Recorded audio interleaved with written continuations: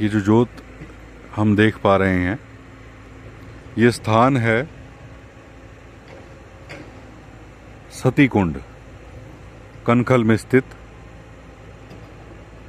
इसकी कहानी, इसकी कथा तो आप सब ने सुन ही रखी होगी। कैसे दक्ष जी जो सती माता के पिताजी थे, इनविटेशन नहीं दिया भगवान शिव को, कोई यज्ञ रचाया उन्होंने और माता सती जो है विदाउट इनविटेशन अपने फादर साहब के यहाँ पे आ गई। भगवान शिव ने रोका उनको, लेकिन उन्होंने कहा कि मेरे फादर साहब ही तो हैं। और उस यहाँ आने के पीछे उनकी एक और भी मंशा थी कि पूरे देवी देवताओं को जब उन्होंने इनवाइट किया है, पूरे ब्रह्मांड की सारी शक्तियों को इनवाइट किया है, तो मेरे पति को क्यों इनवाइट नहीं किया। तो ये बात भी उन्होंने उनसे पूछनी थी। यहाँ आई तो वो सीन ही दूसरा हो गया। वो सारी कहानी हम सब ने सुनी हुई है कि कैसे वो इंसल्ट करी भगवान भोलेनाथ की। वो इस लेवल पे इंसल्ट करी कि माता से बर्दाश्त ही नहीं हुआ कि जलते हुए कुंड में जो है अपना शरीर का त्याग कर दिया। अब शिव जी भगवान भी वहां पहुंच गए। अब वहां पहुंचे तो देखा कि वाइफ जल रही है। जली हुई अवस्था में उनको गोद में उठा लिया और पूरे ब्रह्मांड में घूमने लगे, रोते हुए, बिलखते हुए। और कैसे वो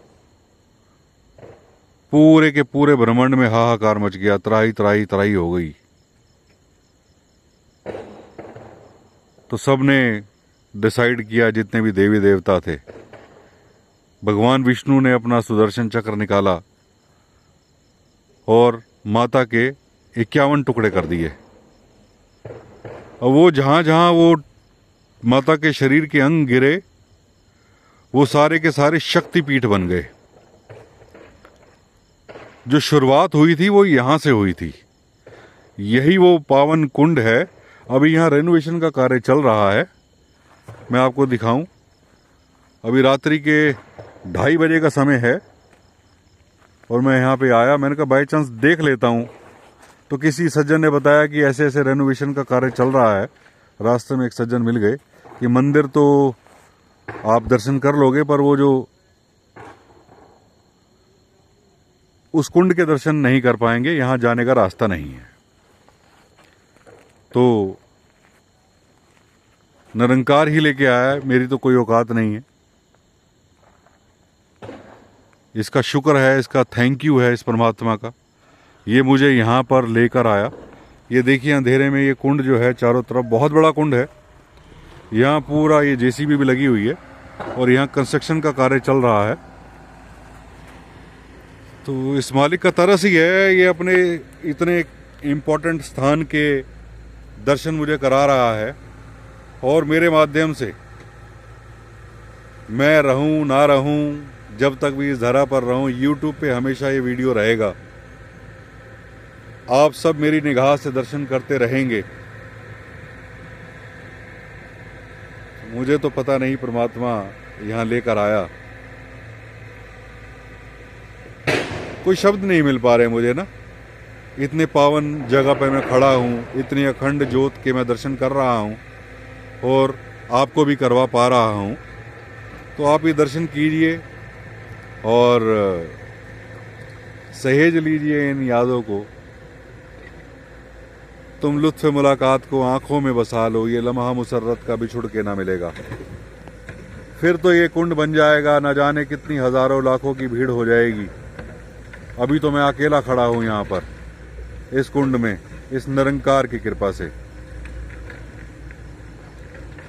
और इस परमपिता परमात्मा, इस परमेश्वर से यही प्रार्थना है कि हे निरंकार, अपने ऐसे कीमती स्थानों के दर्शन मुझे कराते रहना अंत सांस तक।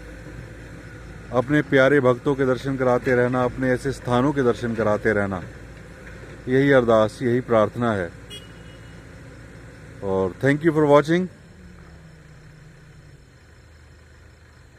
बस यही अरदास, यही प्रार्थना, जो भी इसको देख रहा है, परमपिता परमेश्वर उन सब के घरों में सुख शांति बख्शे, सबके सारे रुके हुए कार्य पूरे हो जाएं।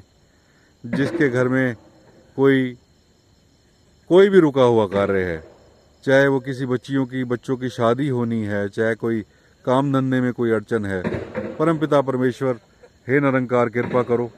मैं इस जोत के सामने सबके भले की कामना कर रहा हूँ। सबके सारे रुके हुए कार्य पूरे कर दो, किसी को कोई भी कमी ना रहे, खुशी दे दो इतनी की कमी ना रहे। सुख सारे दुनिया दे, पा दो मेरी झोली विच, फिर भी मिलाया रखना संताई टोली विच। सर्वे भवन्तु सुखिनः, सर्वे संतु निरामया, सर्वे भद्राणि पश्यन्तु मा कश्चित् दुख भाग भवेत्। सबका भला करो भगवान, सबका सब विधि हो कल्याण। थैंक यू फॉर वॉचिंग, और फिर मिलते हैं किसी और नई वीडियो में। तब तक के लिए मैं आपसे विदा लेता हूँ। आपके भीतर बैठे परमपिता परमेश्वर को मैं नमन करता हूँ, मेरा नमन स्वीकार कीजिए। मैं प्रदीप नासा, फरीदाबाद से, राजमहल प्रॉपर्टीज से। Love you all, thank you.